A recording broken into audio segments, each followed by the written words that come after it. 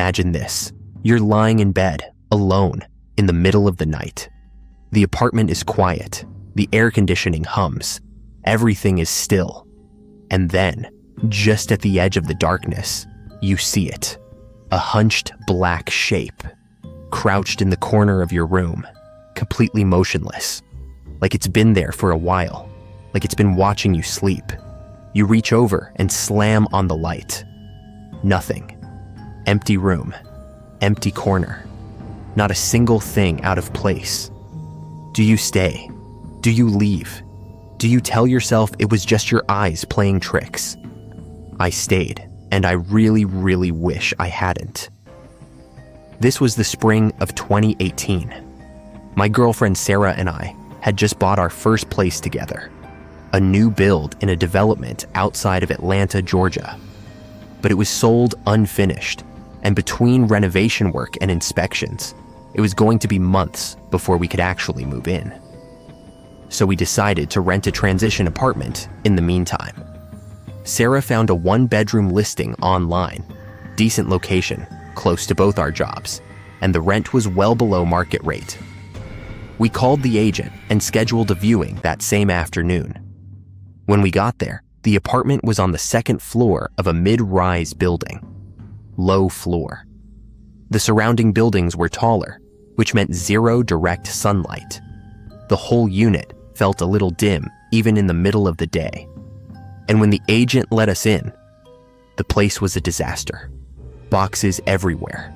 Junk piled in corners. The previous tenant had been using it as a long-term stay while accompanying a child at a nearby school and had just vacated without cleaning up. The landlord was there too, a woman named Jennifer, maybe early 30s. She explained she'd bought the place as an investment and had been working in New York City ever since. She'd rushed back for this visit and hadn't had time to sort through anything. She offered to knock $100 off the monthly rent if we didn't mind the mess.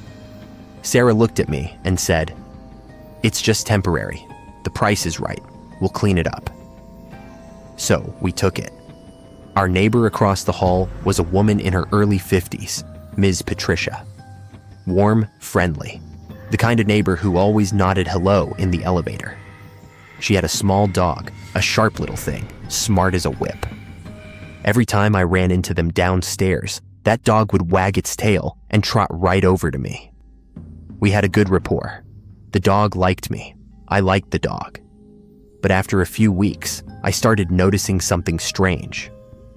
Whenever Ms. Patricia walked that dog past our door, our specific door, Unit 205, the dog would stop dead. Hackles up, ears flat. It would bark at our door like something had personally offended it. I tested it a few times. I'd step into the hallway, call the dog over, crouch down. The dog would look at me, then look at the door, and refuse to come any closer. Every single time. The moment we walked away from the door and got into the elevator, it would calm down immediately. Tail wagging again, back to normal. Ms. Patricia told me, "He's not usually like this. Something about your door makes him nervous. I've never seen him act this way anywhere else." I laughed it off. I shouldn't have. In March of 2018, Sarah's mother needed surgery back home in Savannah. Sarah took emergency leave from work and drove down to take care of her. Suddenly, I was alone in the apartment.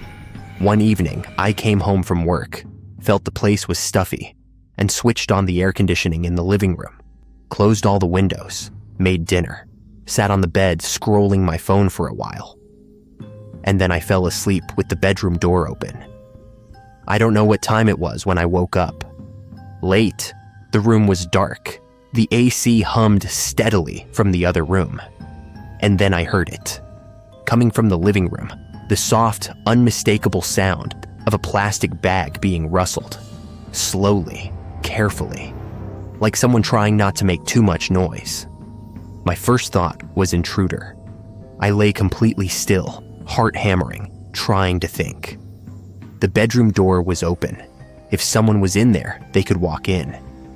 I needed to get to the door, lock it, then call 911. I held my breath. I sat up slowly in the bed, and then I saw it.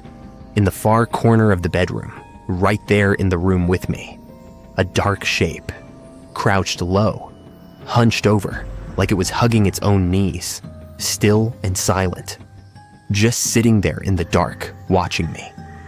I don't know how long I froze, several seconds at least, maybe longer. My brain completely stopped working. Then I lunged for the light switch. Bright light flooded the room. Nothing. The corner was empty. I checked the living room, the kitchen, the bathroom. Every door, every window, all locked from the inside, exactly as I'd left them.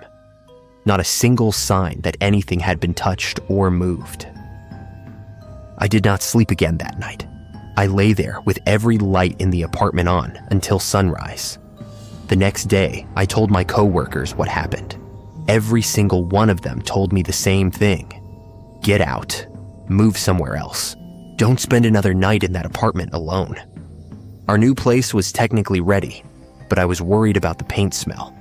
And the bigger problem was money. I had already paid 4 months of rent up front, through the end of June. If I broke the lease early, I knew Jennifer wouldn't refund anything. But when I called Sarah and told her what happened, her family overheard the conversation. They didn't ask questions. They just told Sarah to come back immediately and get me out of that apartment. They said the place wasn't clean. Their words, not mine.